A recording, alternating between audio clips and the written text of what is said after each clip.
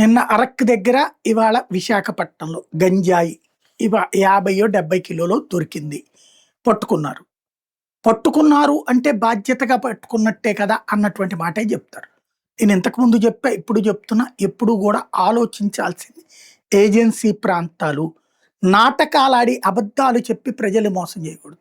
జగన్ టైంలో కూడా అరకులో అనేక సార్లు ఆ పొలాలలోకి వెళ్ళి కొంత కొంత తగలబెట్టేవాళ్ళు. అక్కడ గిరిజనులతో గొడవ పట్టడానికి పోలీసులకి ధైర్యం లేదు.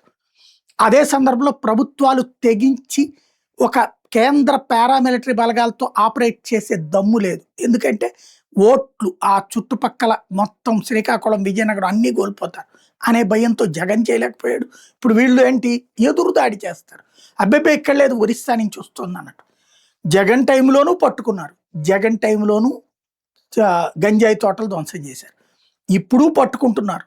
ఇప్పుడు పట్టుకున్న వాటికి కాకపోతే ఎక్కడవి కాదని చెప్పే ప్రయత్నం చేస్తున్నారు. నిజాలని దాచి, నిజాల సమాధుల మీద అబద్ధాల పునాదులతో ప్రజల్ని మోసం చేస్తే వెంటాడుతుంది ఆ తర్వాత.